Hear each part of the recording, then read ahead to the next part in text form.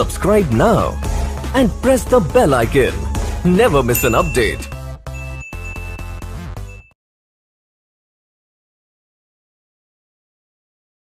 नमस्कार, फिर से आपका एक बार स्वागत है सनराइज एकेडमी के यूट्यूब चैनल पर।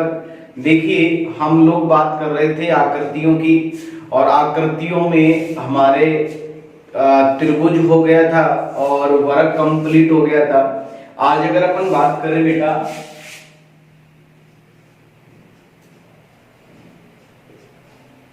आकृतियां गिनना, आज का जो पॉइंट है वो होगा बेटा आयत। अब समझना ये आयत क्या होता है। अगर इसकी परिभाषा की बात करें, इसकी आकृति की बात करें, तो याद रखना बेटा, आयत की जो आकृति होती है वो इस प्रकार होती है। अपन ये कह सकते हैं कि वह आकृति जिसकी आमने सामने की भुजा क्या होती है, बराबर। ये भुजा इसके बराबर है, ये भुजा इसके बराबर है।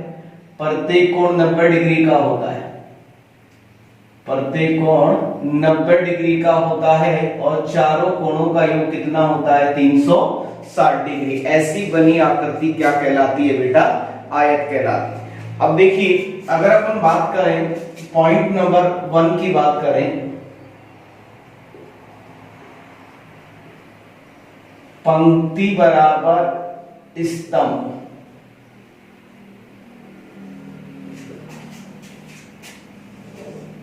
पॉइंट नंबर 2 की बात करते हैं,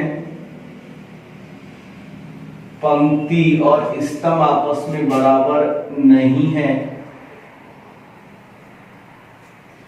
दोनों आकृतियों की अगर अपन बात करें,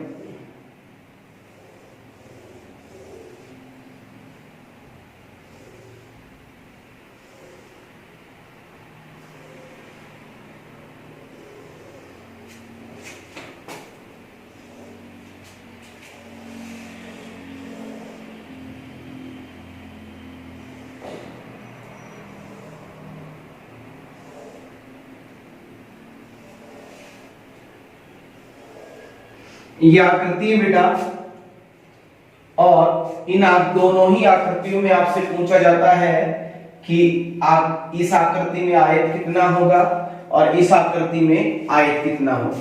अब देखिए, अगर अपन बात करें, मौखिक बात करें, तो ये कहा जाता है और होता भी है, सभी जो वर्ग होता है वो क्या होता है बेटा, आयत होता है। याद रखना, सभी वर्ग क्या होता है बेटा, आयत होता है, लेकिन सभी आयत वर्ग नहीं होता है। अब देखिए, अगर इसकी बात करें, इस आकृति की बात करें, इसको काउंटिंग कैसे करना है, तो ऐसे तो आपको काउंटिंग करना है नहीं, वही तरीका जो मैंने आपको कल बताया था। ये क्या होती है बेटा, पंक्ति होती है। पंक्ति कितनी है, 1 2 और ये 3 पंक्ति है, इनको बेटा स्तंभ बोलते हैं। और स्तंभ कितना है बताओ, 1 2 और ये 3 स्तंभ। अब देखो, एक छोटा सा रास्ता बता रहा हूं जो आपके दिमाग में तुरंत फिट होगा बेटा। याद रखना, अगर आपके पास में आकृति इस प्रकार की होती है और आपको पूछा जाता है कि इस आकृति में आयत कितना होगा, तो आपको क्या करना है, पंक्ति में जितने भी नंबर होते हैं उनको जोड़ना है। देखिए, जोड़िए, 1 और 2 का योग कितना होगा, 3 3 और 3 कितना हो गया बताओ, 6।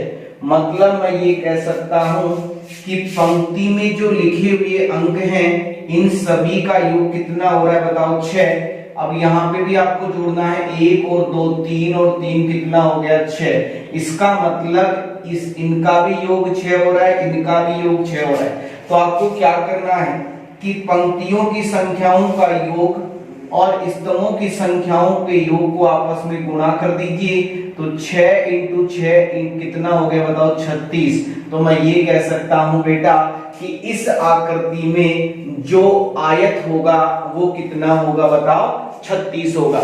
अगर मैं इस पॉइंट की बात करता हूं, इस आकृति की बात करता हूं बेटा, तो यहां पे भी आपको वही चीज करना है। ये क्या है, पंक्ति है,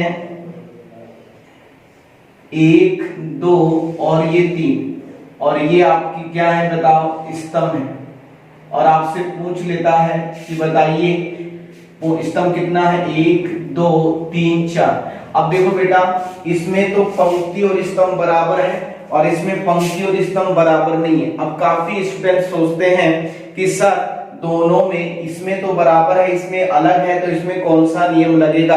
तो याद रखना बेटा, हम एक ही नियम पढ़ेंगे, अलग नियम नहीं पढ़ेंगे। वही चीज करना है आपको, पंक्तियों की संख्याओं का योग करना है बेटा। 1 और 2 कितना होगा, 3 और 3 कितना हो जाएगा बताओ, 6। यहाँ पे अगर अपन बात करें 1 और 2 3, 3 और 3 6, 6 और 4 कितना होगा 10। एक बार वापस काउंटिंग कर लीजिए, 1 और 2 3, 3 और 3 6, 6 और 4 10। मैंने अभी आपको क्या कहा था कि जो पंक्तियों की संख्याओं का योग और स्तंभों की संख्याओं के योग को आपस में गुणा करा दीजिए। तो बेटा याद रखना, गुणा कराओ, 10 इंटू 6 बराबर कितना होगा 60। तो मैं इसका मतलब मैं ये कह सकता हूं कि इस आकृति में जो आयत होगा वो कितना होगा बताओ, 60 होगा। आया नहीं आया समझ बेटा। कैसी भी आकृति हो बेटा, आयताकार हो या वर्गाकार हो, अगर ऐसी लाइन डली हुई हो और आपसे पूछे कि बेटा बताइए आयत कितना होगा, तो क्या करेंगे, पंक्तियों की संख्याओं का योग करेंगे और स्तंभों की संख्याओं का योग करेंगे और आपस में गुणा करेंगे। जो गुणा करने के बाद में जो संख्या हमें प्राप्त होती है वही हमारा क्या होता है बेटा, आंसर होता है। और ज्यादा से ज्यादा ऐसा क्वेश्चन लगभग 2 या 3 सेकंड का क्वेश्चन होता है। जोड़िए, मौखिक जोड़ लिया करो, बनाने की भी जरूरत नहीं है, डायरेक्ट इनको जोड़िए और गुना करा दीजिए, आपका आंसर आ जाएगा। आ गया बेटा सबके समझ में। अब अपन नेक्स्ट आकृति की तरफ चलते हैं। और याद रखना बेटा, मैंने अभी आपको कहा सभी जो वर्ग होता है वो भी आयत ही होता है और जो आयत होता है वो कभी भी वर्गित नहीं हो सकता है, ये चीज याद रखना।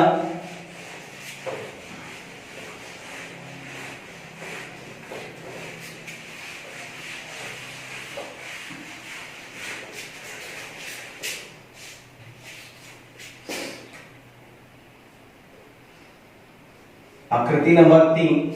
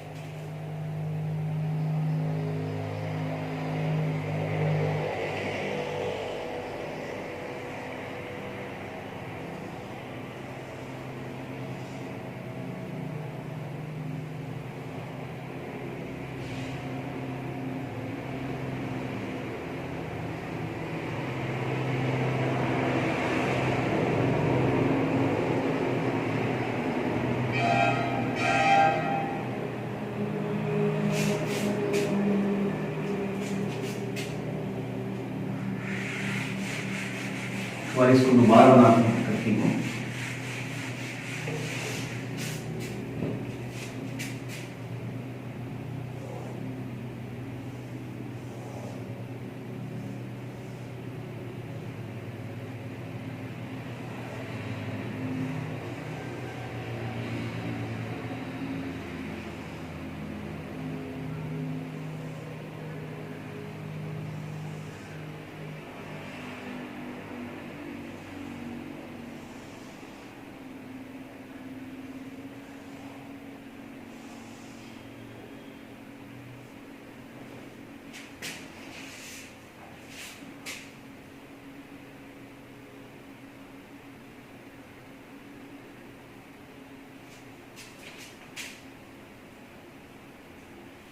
अब देखिए ये दोनों ही आकृतियां हैं और अच्छी आकृतियां हैं, अच्छी तरह से समझना दोनों ही आकृतियों को।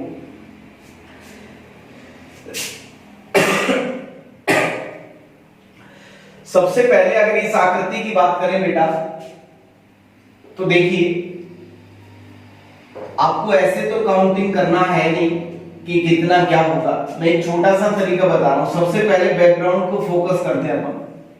इसका बैकग्राउंड इस प्रकार से बना हुआ है, इस प्रकार से बना हुआ है इसका बैकग्राउंड। अब देखिए इस बैकग्राउंड को अगर अपन देखें तो इसको अपन पंक्ति और स्तंभ बना सकते हैं क्या?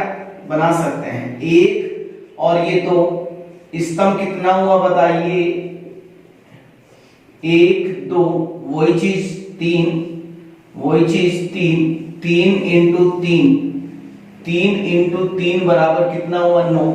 तो आपके पास में जैसे जैसे मेरा मार्कर जा रहा है वैसे वैसे आप फोकस करेंगे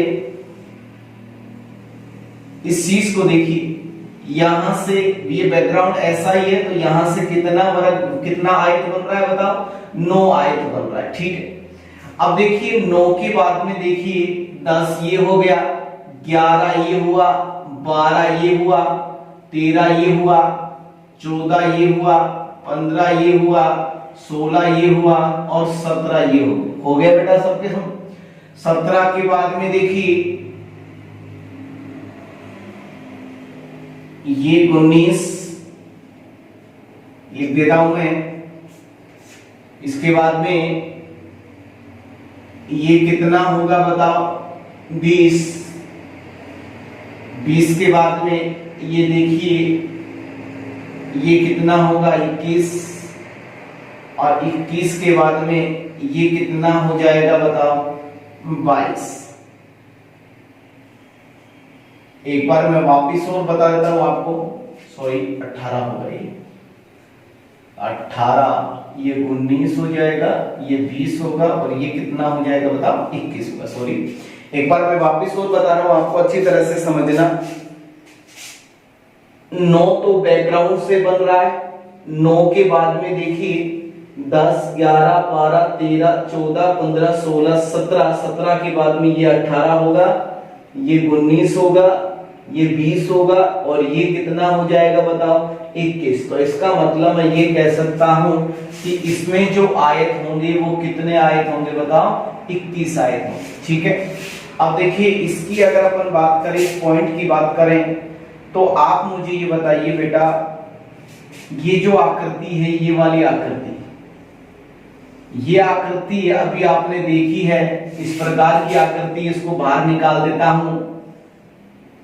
तो देखिए ये पंक्ति हो गई 1 2, ये स्तंभ हो गए 1 2, जोड़िए 3, जोड़िए 3, 3 इंटू 3 बराबर कितना होगा? 9। तो 9 तो यहां से बन रहा है बेटा, 20 से बन रहा है 9। तो 9 के बाद में देखिए ये आकृति इस प्रकार की आकृति है,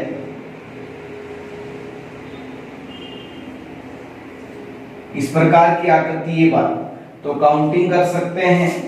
9 के बाद में देखिए बेटा ये 10, 11 और ये 12, ठीक है। 12 के बाद में देखिए ये यहां तक, ये कितना हुआ? 13। 13 के बाद में ये देखिए ये कितना हुआ? पूरा पूरा देखिए पूरा, ये कितना हुआ? 14 और 14 के बाद में ये देखिए ये कितना हुआ? 15। 15 तो ये हो गया।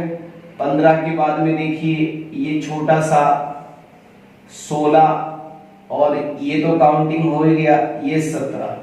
17 के बाद में देखिए ये आपका 18 हुआ, ये आपका 19 हो गया और ये आपका क्या हो जाएगा बताओ? 20 हो जाएगा।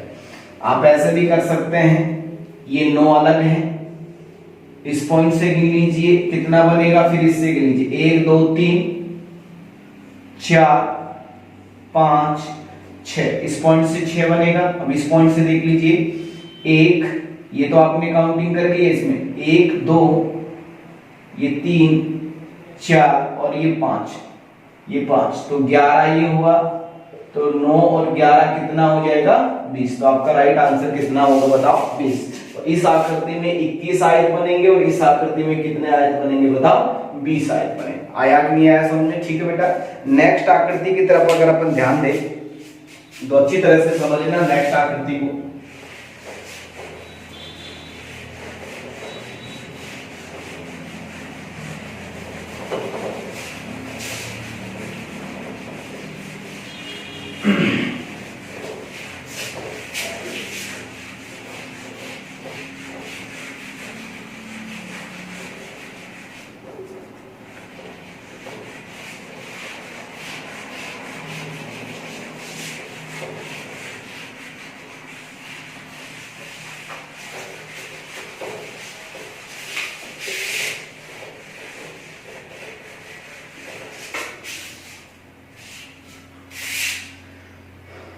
पांच नंबर आकृति की तरफ देखें तो समझना इस आकृति को, यह आकृति काफी बार एग्जाम में भी आ चुकी है।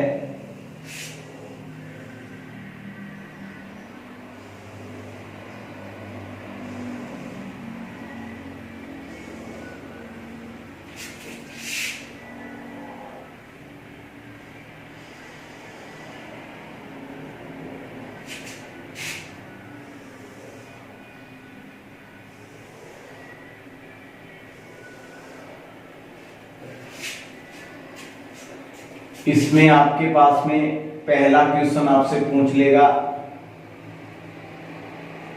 इस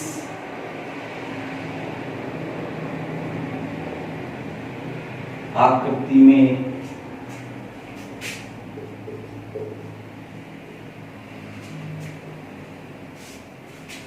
कितने वर्ग हैं?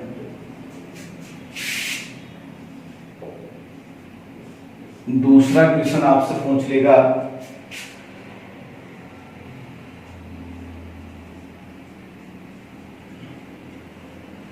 इस आकृति में कितने आयत हैं?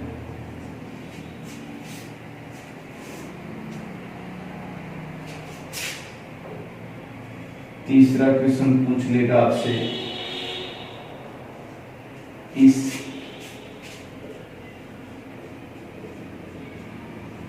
आकृति में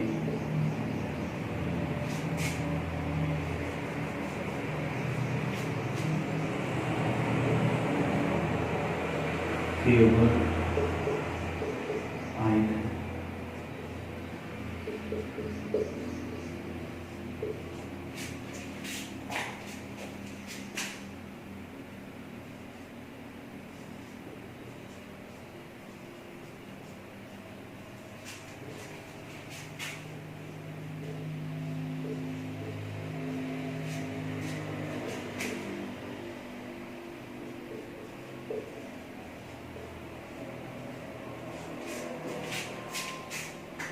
देखिए आपके पास में, देखिए बेटा, एक ही आकृति से 4 क्वेश्चन भी आ सकता है। इसी आकृति में आपसे पूछ लेगा, पहला क्वेश्चन वर्ग कितना होगा, दूसरा क्वेश्चन आयत कितना होगा, तीसरा क्वेश्चन केवल आयत कितना होगा, चौथा क्वेश्चन आपसे पूछ लेगा इस आकृति में कितने चतुर्भुज हैं। तो सबसे पहले क्वेश्चन की अगर अपन देखें तो याद रखना, मैंने अभी आपको कल ही बताया है वर्गों की संख्या ज्ञात करना। अब देखिए, अगर पहला क्वेश्चन पूछ रहा है, वर्ग पूछ रहा है, तो वर्ग कैसे निकालते हैं ये मैंने आपको कल बताया है। आपको क्या करना होगा बेटा, वही चीज करनी होगी, पंक्ति कितना है और स्तंभ कितना है।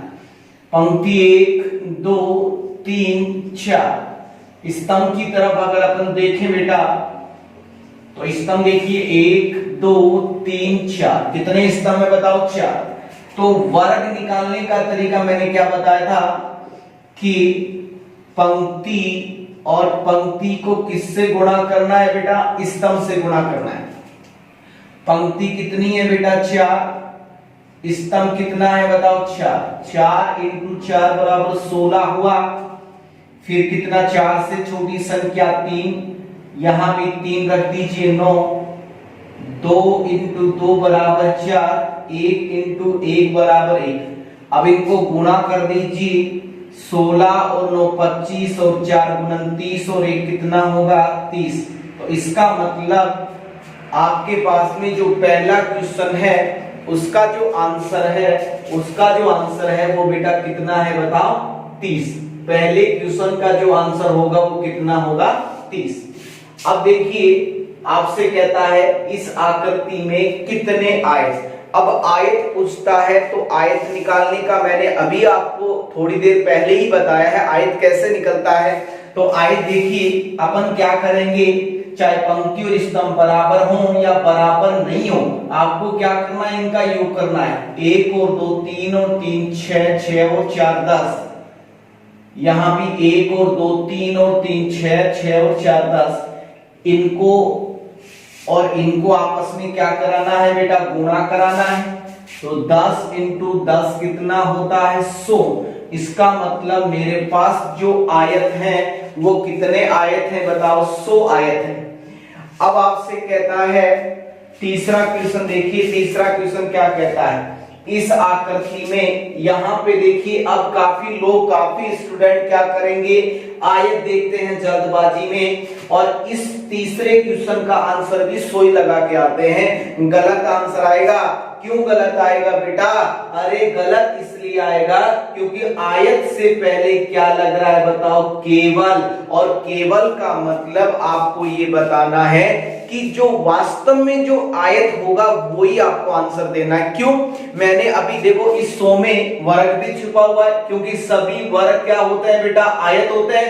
तो आपको क्या करना होगा, इस तीसरे क्वेश्चन का जो आंसर है वो इस प्रकार देना होगा। केवल आयत की बात करता है तो ये जो आयत है ये तो पूरे के पूरे आयत है।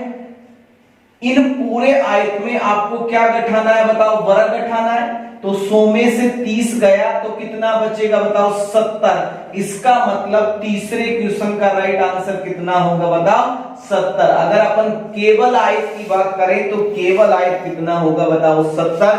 आपके पास में अगर आयत की ही बात करता है तो 100 और अगर केवल आयत की बात करता है तो जो आपने वर्ग निकाला है उसको आयत में से घटा दीजिए, आपके पास में केवल आयतों की संख्या आ जाएगी। अब देखिए पॉइंट नंबर 4, अगर अपन बात करें क्वेश्चन नंबर 4 की बात करें, आपसे कहता है कितने इस आकृति में कितने चतुर्भुज।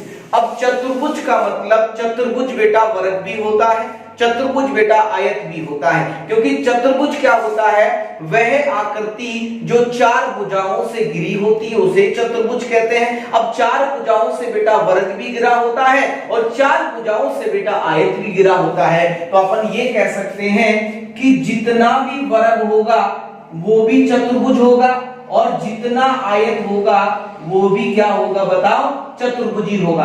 अब आप मुझे बताओ बेटा, सिंपल सी चीज बोल रहा हूं, आपके पास में वर्ग कितना है बताओ 30 और केवल आयत कितना है बताओ 70। तो 70 और 30 कितना हुआ 100। तो इसका मतलब मेरे पास जो चतुर्भुज होगा वो भी कितना होगा 100 होगा।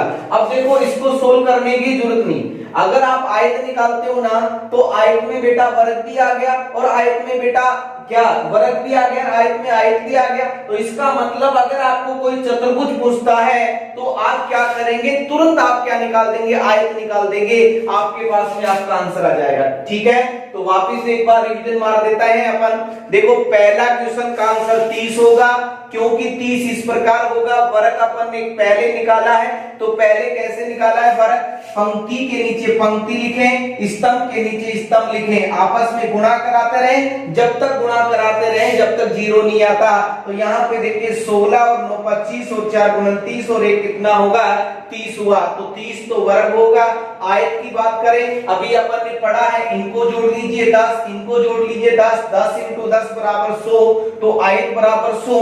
तीसरा वेरी वेरी इंपॉर्टेंट क्वेश्चन है, आपसे कहता है केवल आयत। तो याद रखना केवल आयत का मतलब आपको आयत नहीं समझना, आपको क्या करना है, जितना वर्ग होगा उसमें से आयत घटाने हैं। तो वर्ग कितना है 30 और आयत कितने हैं 100 में से 30 गया तो कितना आया बताओ 70। तो केवल आयतों की संख्या 70 होगी।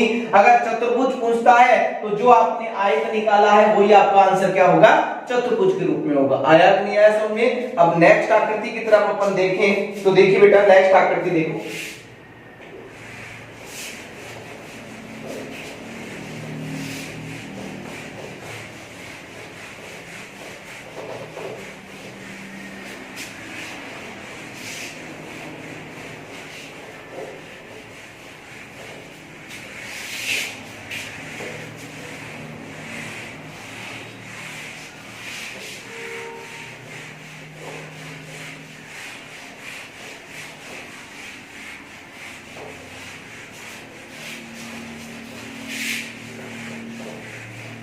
अब देखिए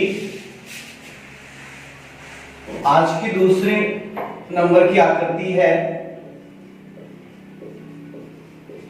सरल रेखा।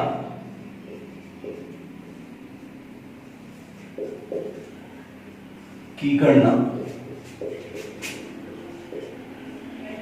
अच्छी तरह से समझना बेटा, सरल रेखाओं को अच्छी तरह से समझोगे समझ में आएगा। देखिए अगर अपन सरल रेखाओं की बात करें तो बेटा ये एक सरल रेखा है। अगर मैं यहां पे दूसरी ऐसे जोड़ देता हूं तो ये दो सरल रेखाएं होंगी। अगर मैं इसके ऊपर और बना देता हूं, अब काफी लोग सोचते हैं कि सर अब तो 1 2 3 4 सरल रेखा हुई। याद रखना बेटा अभी भी दो ही सरल रेखाएं, एक सरल रेखा ये होगी, एक सरल रेखा ये होगी। अब देखिए कुछ आकृतियों की अगर अपन बात करें,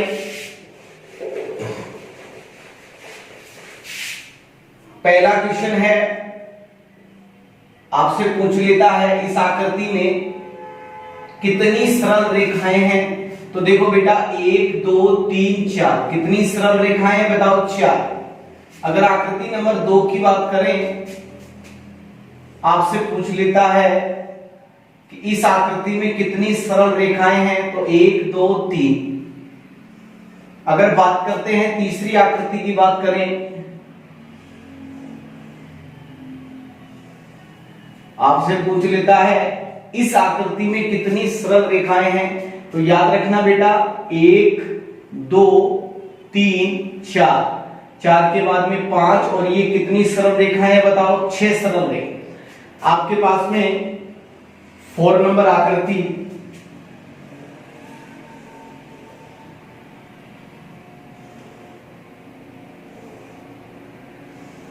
आपसे पूछ लेता है इस आकृति में कितनी सरल रेखाएं होंगी। तो एक सरल रेखा, 2 3 4 5 और ये कितनी सरल रेखाएं होंगी बताओ 6। एक बार और काउंटिंग कर लेते हैं अपन, 3 तो बार, 4 5 और ये कितना हो गया बताओ 6। आकृति नंबर अगर अपन 5 की बात करें, अच्छी तरह से समझना इस पॉइंट को।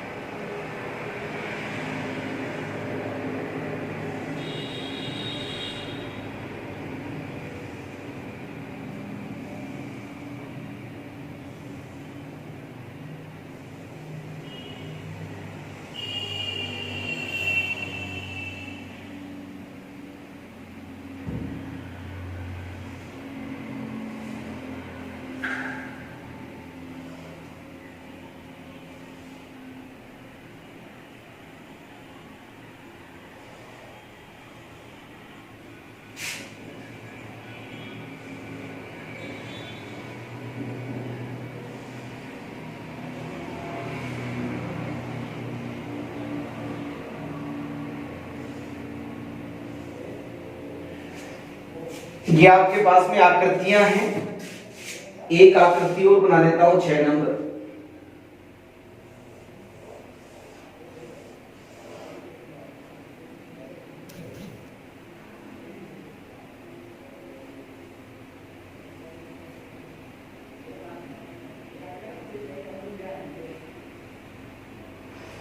आपके पास में ये 6 आकृतियां हैं और इन 6 आकृतियों को अच्छी तरह से देखना बेटा।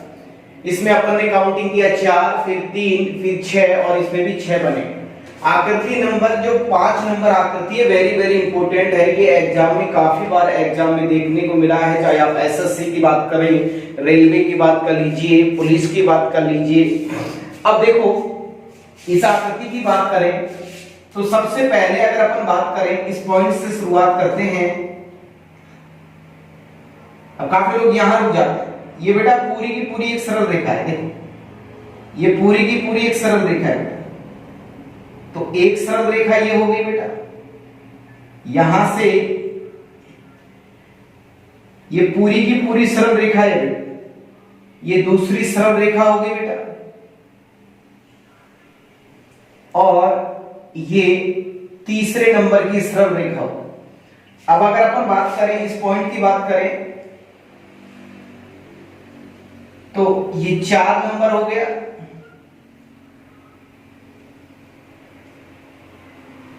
इस पॉइंट की बात करें तो ये 5 नंबर हुआ,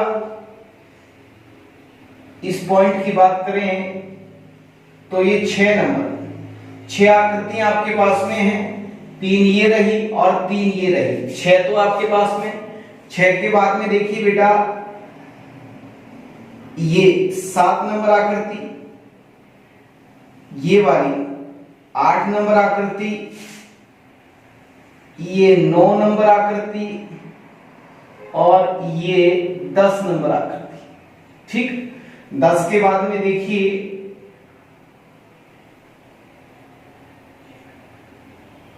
ये 11, और अगर अपन बात करें ये आपके पास में 12 हुआ। 12 के बाद में देखिए बेटा ये छोटी सी, देखो ये वाली, ये 13, ये वाली 14, ये वाली 15 और ये वाली कितनी होगी बताओ 16। इसका मतलब इस आकृति में जो आपके पास में सरल रेखाएं हैं वो कितनी सरल रेखाएं हैं बताओ 16 सरल। एक बार मैं वापस बता देता हूं, देखो 1 2 3 4 5 6 7 8 9 10, ये 11, ये 12, 12 के बाद में ये 13, ये 14, ये 15 और ये कितनी हो गई बताओ 16। अब देखो इसकी अगर अपन बात करें, इस पॉइंट की बात कर लेते हैं। इसमें पूछ लेता है आपसे कि कितनी सरल रेखाएं हैं, तो पहले तो अपन यहां से स्टार्ट करते हैं। देखो 1 2 3 4 5, 5 के बाद में देखिए 6 7 8 9 10। एक बार और मैं यहां बना देता हूं, 1 2 3 4 5, ठीक है, 6 7 8 9 10। इस आकृति में कितनी सरल रेखाएं होंगी बताओ 10। तो ये आपके पास में सरल रेखाओं का टॉपिक कंप्लीट हो जाता है। अगर आप हम आगे बात करें, आगे वाले पॉइंटों की बात करें,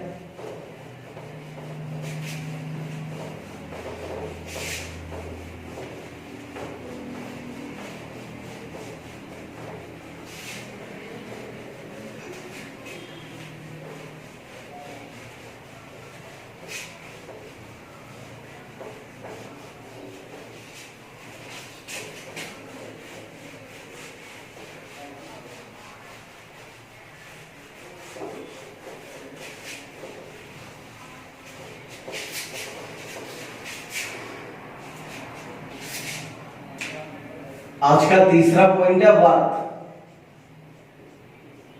अब ये वर्त क्या होता है? वर्त की परिभाषा होती है एक बिंदु से खींची गई परिधिनुमा आकृति क्या कहलाती है? वर्त कहलाती है।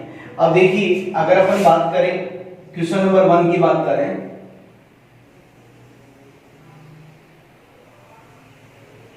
अब बताओ ये कितना वर्त होगा बताओ। पहले मैं 2 3 4 5 क्वेश्चन लिख देता हूं।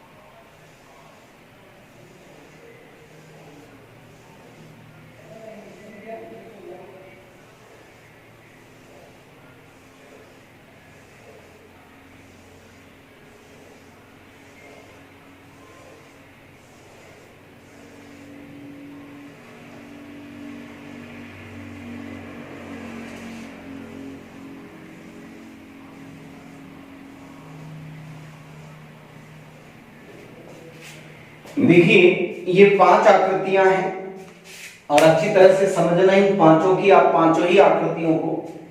अगर अपन पहली आकृति की बात करें तो देखिए अब काफी लोग इस आकृति में आंसर कैसे देते हैं, 1 2 और ये 3 दे देते हैं। ये आंसर गलत होगा। याद रखना बेटा, इस आकृति में एक वर्त तो ये बनेगा और दूसरा वर्त ये बनेगा। अब काफी लोग इसको अगर वर्त मानते हैं, गलत होगा। ये वर्त का खंड होता है, वर्त नहीं होता। वर्त का क्या होता है, खंड होता है। इसका मतलब इस आकृति में जो वर्त हैं वो कितने होंगे बताओ, 2। यहां पर भी देखो 1 2 और ये कितने वर्त होंगे बताओ, 3। ठीक है। इस आकृति की बात करें तो मैं आपको एक सिंपल तरीका बता रहा हूं। आपको केवल इस लाइन, जो ऊपर वाली जो लाइन है उसको ही आपको काउंटिंग करना है। देखिए 1 ये 2 ये 3 ये 4 और ये कितना हुआ बताओ, 5।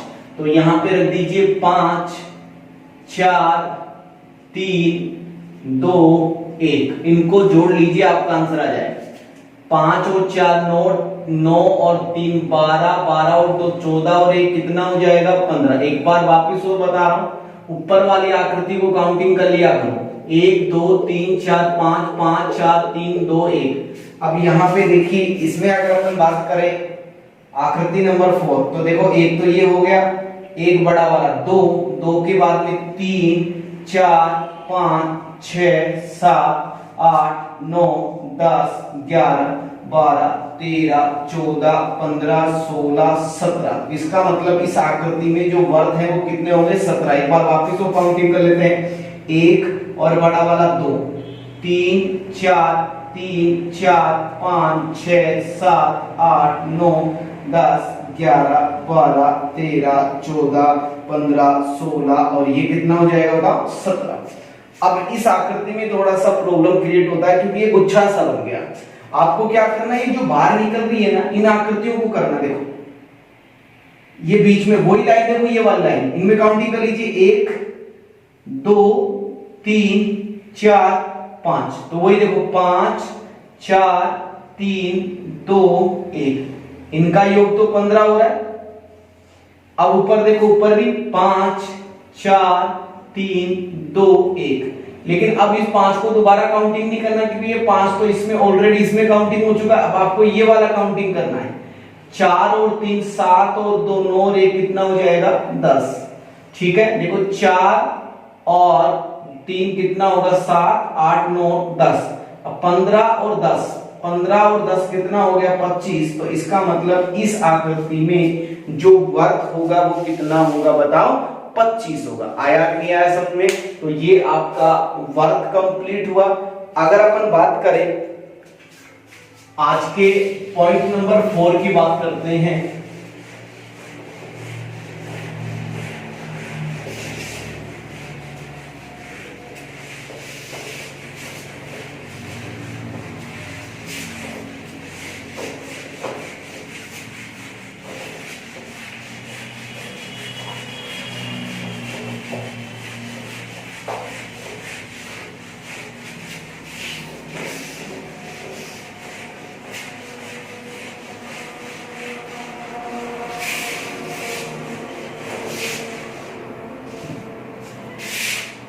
आज का चौथा पॉइंट है घन।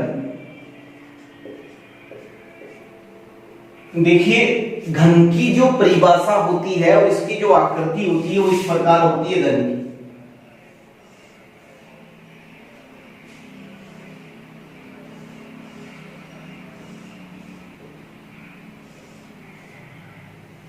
इस प्रकार की घन में वही कितने फलक होते हैं बेटा? 6 फलक होते हैं। और घन में वही 8 कोने होते हैं। और घन में वही कितने किनारे होते हैं? 12 किनारे होते हैं। ठीक है, अब यहां से भी आपसे 3 क्वेश्चन पूछ लेता है। पहला क्वेश्चन है इस आकृति में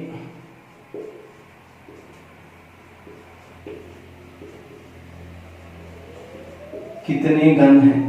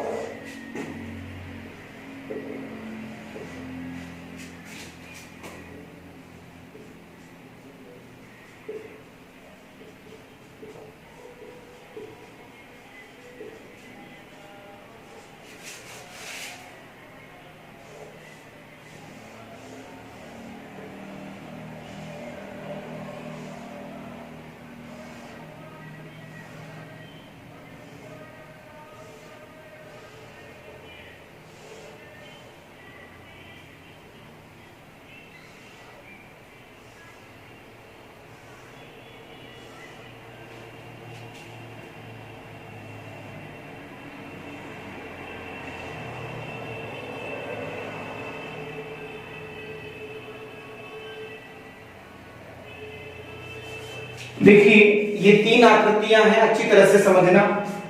आपसे पहला क्वेश्चन पूछ रहा है कि इस आकृति में कितना घन होगा। तो याद रखना, आपको केवल इमेज अपने दिमाग में लगानी है। अगर आपके पास में ऐसी आकृति है, जैसे अपन ईंटों की जो दीवार देखते हैं वो आकृति इस प्रकार ही होती है बेटा। अब इस प्रकार की जो आकृतियां होती हैं उसमें आपको क्या करना है, ऊपर टॉप से देखना है। यहाँ पे 1 है तो यहाँ पे 1 रख दीजिए, ये 1 2 है तो यहाँ पे 2 रख दीजिए, 1 2 3 है तो यहाँ पे 3 रख दीजिए, 1 2 3 4 है तो आप 4 रख दीजिए और इनका स्क्वायर कर दीजिए, आपका आंसर आ जाएगा। बस आपको इतना सही करना है। 1 का स्क्वायर 1, 2 का 4, 3 का 9, 4 का कितना हो जाएगा 16। ठीक है, तो यहां पे देखिए 1 और 4 कितना, आप ऐसे जोड़ लीजिए 16 और 9 25 और 4 29 और ये कितना होगा 30। तो अपन ये कह सकते हैं कि इस आकृति में जो घन होगा वो कितना होगा बताओ 30 होगा। एक बार मैं वापस बता रहा हूं, अगर ईंटानुमा आकृति होती है, अगर आपको दिखती है कि हाँ ईंटें लगी हुई है, ऊपर वाली आकृति एक जगह 1 रखें, 2 की जगह 2 रखें, 3 4, इनके ऊपर आप स्क्वायर कर दीजिए, इनका योग कर लीजिए, आपका आंसर आ जाएगा। अगर आपको यह आकृति दिखती है, इसमें आपको पूरा का पूरा घन दिखा हुआ है, तो याद रखना इस प्रकार की आकृति में बस आपको क्या देखना है, 2 नियमों को फॉलो करना है। एक होता है आरोही, क्या होता है बताओ, आरोही। आरोही का मतलब होता है 1 2 3 4 बढ़ता हुआ क्रम। दूसरा होता है बेटा अवरोही, कौन सा होता है बेटा, अवरोही। अवरोही का मतलब बढ़ता हुआ क्रम 4 3 2 1। अब यहाँ पे देखें, इसमें भी ऊपर से देख लीजिए बेटा, 1 देखो 1 है, ये कितने हैं बताओ 2, ये कितने हैं बताओ 3 और ये कितने हैं बताइए 4। तो इसका मतलब ये क्रम कौन सा हुआ बताओ, आरोही।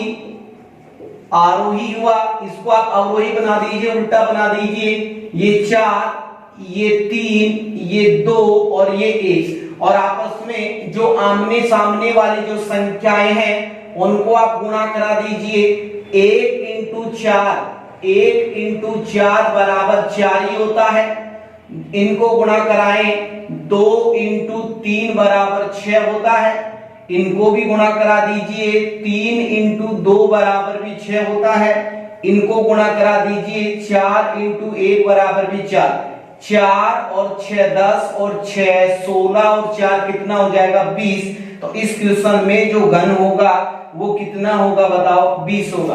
अगर इस आकृति की बात करें तो आपको क्या करना है बेटा, सामने वाली फलक देखना है केवल, और आपको क्या करना है, अंक डालने हैं 1 2 3 4 5 6 7 8 9, अंतिम अंक को पकड़ना है, फिर इसके ऊपर वाली फलक देखनी है।